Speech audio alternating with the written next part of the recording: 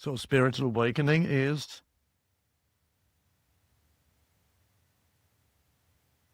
becoming awake to the aliveness of this moment.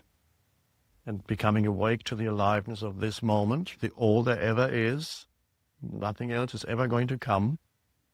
You can wait for millions of years if you lived that long. Nothing is ever going to come that's not this moment. Your life will always be this moment. And it sounds, well, we know that. No, you don't. If you don't live it, you don't know it.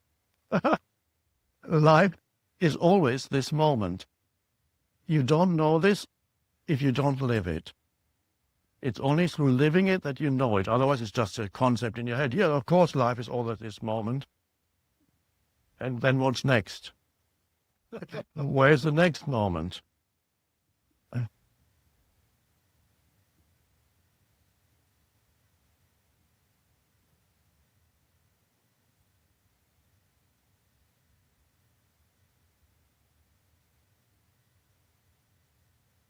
So you might as well then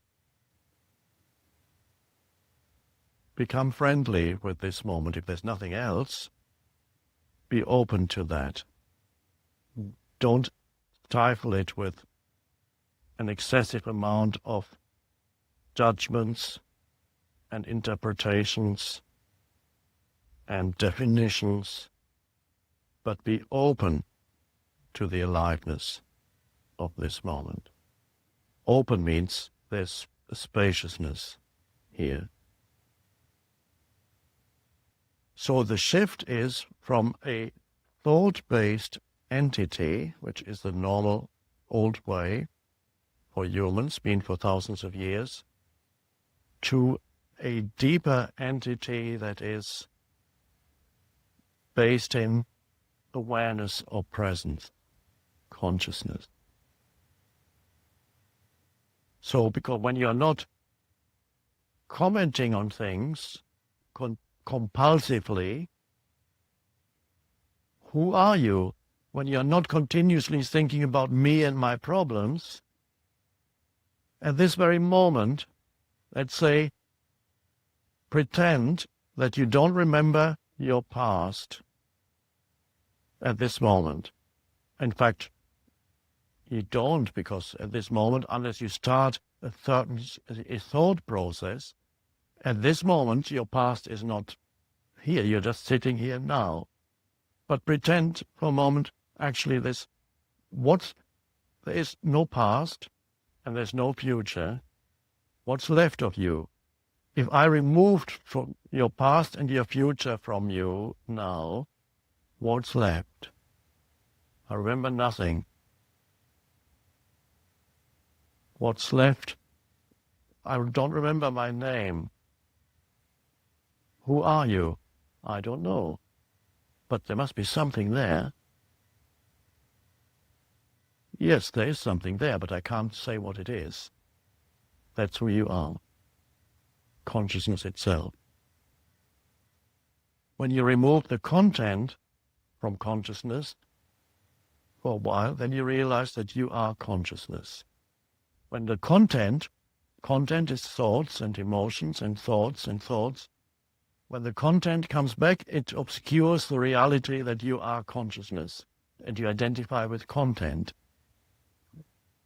And that's why some people have been able to awaken spiritually, because life took away their content. They lost everything suddenly. They lost their reputation, in other words, their name. It happens sometimes that life does these things to people. They lost their money, their possessions, they lost even their family. They suddenly were killed in an accident, a big earthquake came, everything lost, and they sit there, their house is in ruins, everything gone, and suddenly, some of these people suddenly had a deep spiritual awakening. Why? Because life took away all the things that they had identified with as themselves, as the me, and what was left was what we just did now, here, when I asked you to pretend that there's no past and future. We took away for a moment content from your life.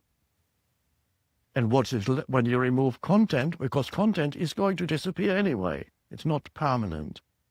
Whatever content you have is impermanent in your life. Things come and go. Or as the Buddha says, it's impermanence is the word. Transient. Everything is transient, and that refers to content. So as long as you are identified with all the content in your life, that can go very quickly. Even your body can go very quickly. But if you just, beyond content is consciousness itself, rather than what consciousness has identified with. And you are that. I am that. You and I, on that level, are the same. We are, in essence, the essence of who you are is consciousness. Everything else is added temporarily. It's a disguise. Consciousness disguising itself as this and that person, appearing in this particular form. That's the play, Leela, the divine play of life, as it's called in India. And that's fine. The play is not to be rejected. But you can only enjoy the play of the phenomenal existence if you know what is beyond phenomenal existence. So it's only if you know who you are beyond all the things in your life, you can actually truly enjoy the things in your life while they last. And you don't need to cling, because you know nothing is going to last. Relationships, whatever. It's only very young people who think there are lasting things. Then you reach a certain age and you realize, it's so many things have evaporated that I thought were permanent. And more things are going to evaporate. And a few more things are going to come and then evaporate. So not to live, and your life is no longer content-based, but essence-based.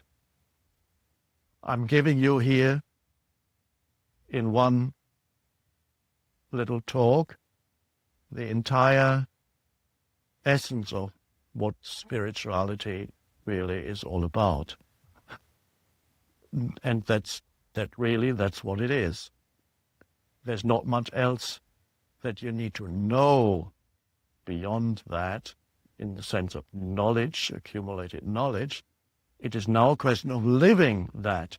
And if you don't want to live it, that's fine. It means you have to suffer a bit more until you're ready to make this shift, until the shift begins to happen. A human being needs to reach the point of readiness, where they say, okay, I've done enough madness. I've suffered enough. I'm ready for the shift. I'm ready to say, okay, this moment is all there ever is. I might as well become friendly with it. Acknowledge it, give it attention, in whatever form it comes.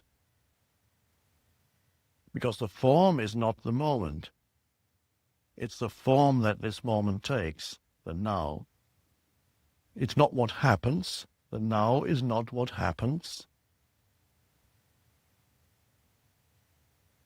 It's the space in which it happened. And essentially, that space is consciousness. Everything happens in the light of consciousness.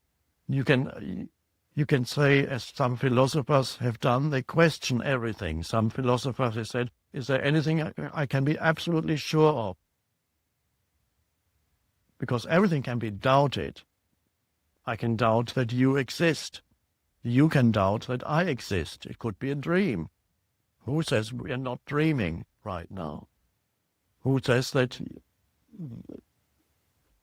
us sitting here is not a dream? You cannot know for sure.